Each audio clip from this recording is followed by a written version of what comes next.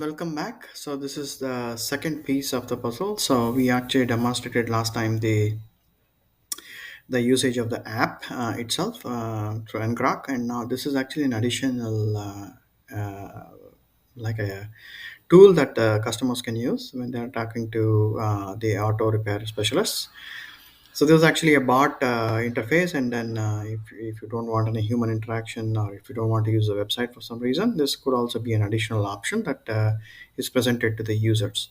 So I'll start this. So I created a new project called TeamSpot. It's also running using Node, and it starts off a messaging interface which acts as a bot. So I'm going to start it up here. It's all built on the bot interface that's from Microsoft APIs. So it starts off and it doesn't set 3978. And the other cool thing is Microsoft also has got a bot emulator that you can download, and you can use it to test your bot locally without having to do anything in Azure.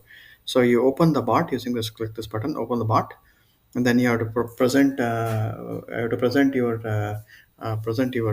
localhost 3978 API messages. So slash API slash messages is the link that we have to use, and then when you say connect, it actually starts off, and then you can see there's a welcome to there is auto repair specialist. Type anything to chat, so we can just start off with anything. Hi. So the same idea here, like if you remember the old application, we were actually putting the email address and the last name. So this bot also has been coded to kind of behave the exact same way. So you can kind of reuse the same most of the code that we had developed there, right? So if you come back here to our example, let's see here. Let me come back to this here. Then we can see these were the different usernames. So we'll pick this lady, and then the last name is Boyer. So you're gonna take that, and then we'll paste the email address, and it just has got some confirmation just to give multi-turn steps and examples. So you put in your email address. It's asking, is it correct? You say yes. And then it asks for the last name, and in this case, you can see the last name is Boyer. So you can type in Boyer. We're going to ask you again, is it correct? The buyer is the last name, and you say yes. So it's actually going to the database and looking up the data from the customer table. And it is actually presenting what is known as an adaptive card. This is not a fancy adaptive card, but kind of gives you an idea that you can customize the display that comes back from the database. So it's having like this different fonts and titles, and then you can make it color, and you can make it actually multiple columns, etc. So you have hello, and then there's the name, first name, last name, and that's the title of the person.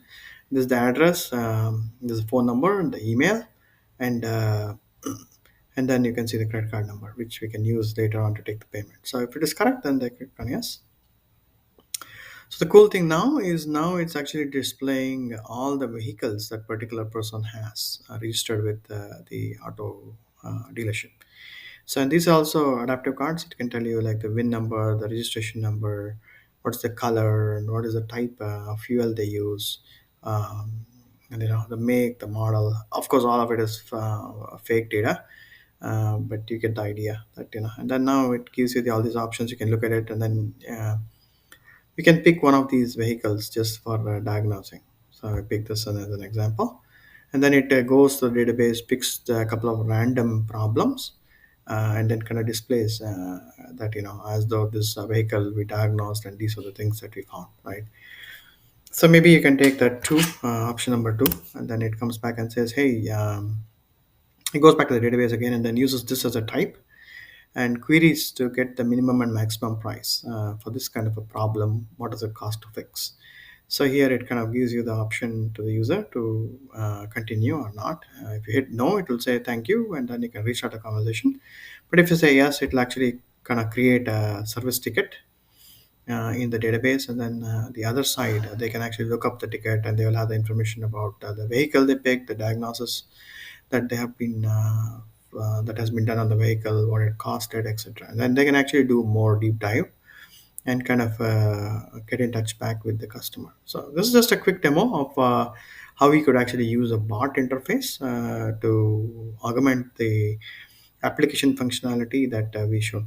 we showed before. So this same thing is now running in a bot emulator, but then once we deploy into Azure, this can actually become a special add-on to the same application. So it will become like a tab with a chat tab, and you can click on the chat tab, and this interface will be available for the user. If they don't want to log in and search and all that, this is an easier, quicker interface that can add as an input uh, to check things out. And then if they want to just check things out and not have to commit to a payment, etc., that's also an option to give the user. So that was a quick demo. Thank you so much for watching, and we'll build on this to make it integrate with payments, etc., in the next couple of videos. Thank you.